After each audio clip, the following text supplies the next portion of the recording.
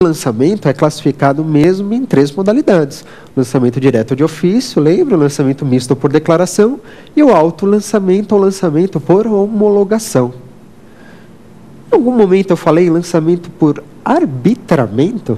Você lembra disso? Lançamento por arbitramento? Ele existe? Existe, sem dúvida nenhuma, não é à toa da pergunta. O lançamento por arbitramento, pode marcar aí. Lançamento por arbitramento é um tipo de lançamento direto ou lançamento de ofício. O lançamento por arbitramento, portanto, não é uma 4ª modalidade de lançamento. Lançamento por arbitramento é um lançamento direto ou lançamento de ofício. Esse tipo de lançamento, ele veio regulado pelo CTN, está previsto lá, para ser exato, no artigo 148 do CTN. E quando você pensa nessa modalidade, o lançamento pode se dar por arbitramento a partir do momento que você deveria prestar alguma informação para a administração pública e você deixa de prestar essas informações para a administração pública. Ou então, quando você prestou as informações para a administração pública, essas informações prestadas pelo próprio contribuinte, elas não mereçam fé, elas não sejam verdadeiras, ou pelo menos não sejam legítimas. O lançamento por arbitramento, ele poderá se dar sempre e necessariamente através de um processo regular. Ou seja, é preciso haver, na verdade, um processo que verifique que você ou deixou de prestar as informações, ou se prestou essas informações, as informações prestadas não mereçam fé, elas não sejam verdadeiras, portanto. O lançamento por arbitramento, ele é muito comum, na verdade, em relação à circulação de mercadorias e até mesmo em relação à prestação de serviços. Ou seja, um exemplo bom de lançamento por arbitramento pode se dar no ISS ou até mesmo no ICMS. Para quem já ouviu falar a respeito de pauta de valores, o que isso significa? A pauta de valores ou a pauta mínima de valores é, na verdade, uma seleção de valores de determinadas, por exemplo, mercadorias, que verificam o mínimo daquela mercadoria, o valor mínimo daquele tipo de mercadoria.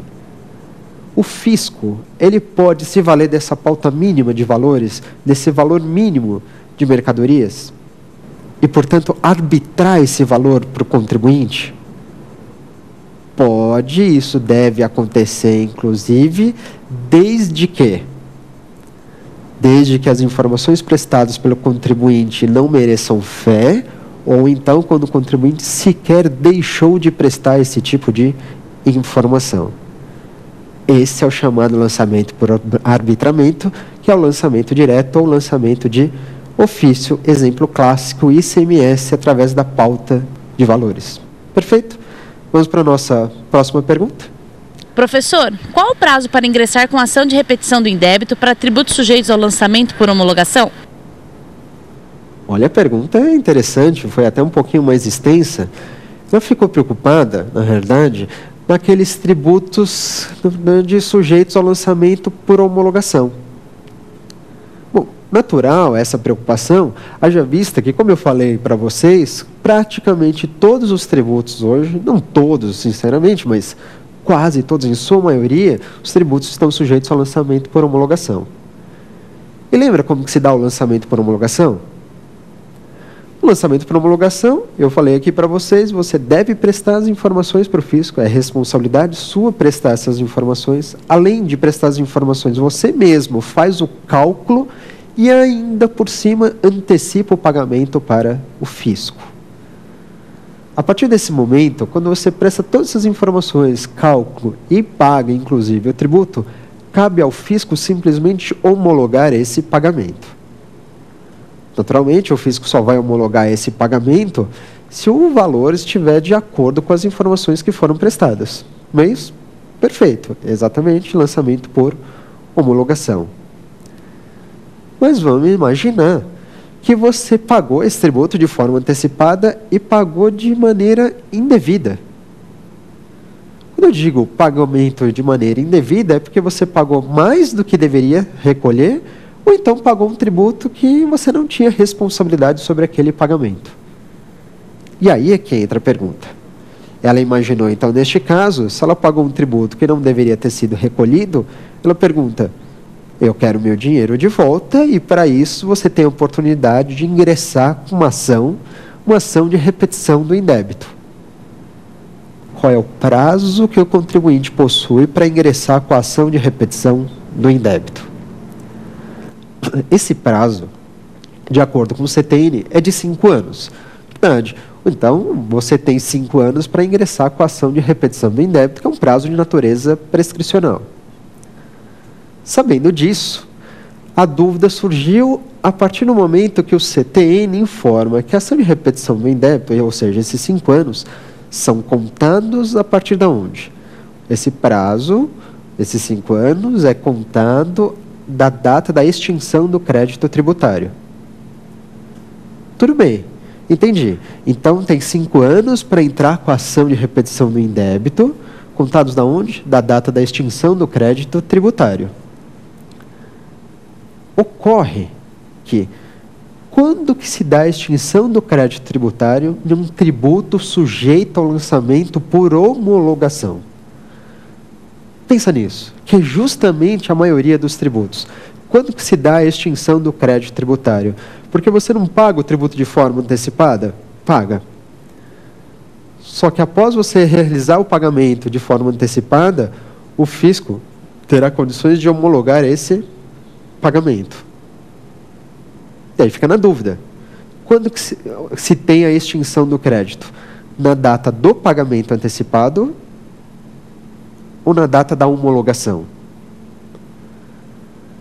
Surgiu uma legislação complementar, a Lei Complementar número 118, do ano de 2005, que esclareceu essa dúvida. Essa Lei Complementar número 118, do ano de 2005, ela informa para a gente que a repetição do indébito, né, no caso de tributo sujeito a lançamento por homologação, ou melhor, considera-se extinto um tributo sujeito ao lançamento por homologação, não na data da homologação, mas na data do pagamento. Portanto, que fique bem claro, né, a repetição do indébito tem 5 anos para ser proposta perante o fisco, e esses 5 anos são contados da data da extinção do crédito tributário.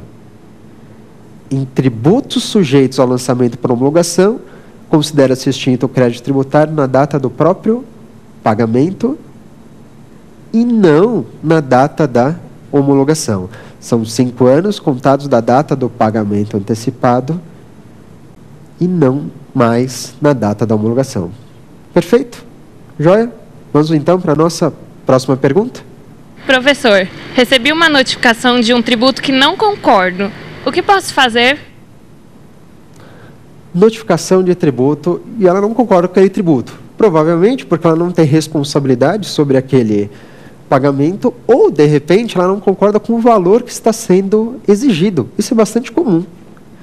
Então, imagina você que acabou de receber uma notificação por parte do fisco, seja ele fisco federal, seja o fisco estadual, seja o fisco municipal, cobrando um tributo que você não concorda com ele.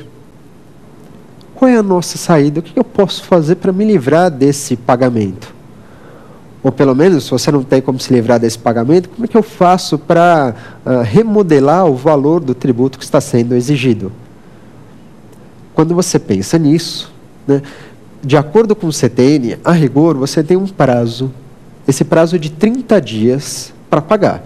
Mas eu não quero pagar esse tributo. Mas você tem 30 dias para promover o pagamento, mas se você não concorda com esse pagamento, que é o caso dessa nossa colega, se você não concordar com esse pagamento, você pode impugnar esse crédito tributário. Recebida a notificação de lançamento, essa cartinha que você recebeu em casa, que provavelmente se deu, neste caso, através do lançamento direto ou de ofício, você teria 30 dias para promover uma impugnação administrativa. São 30 dias para apresentar uma defesa administrativa que dependendo do fisco, dependendo do município onde você se encontre, do estado onde você se encontre, essa defesa administrativa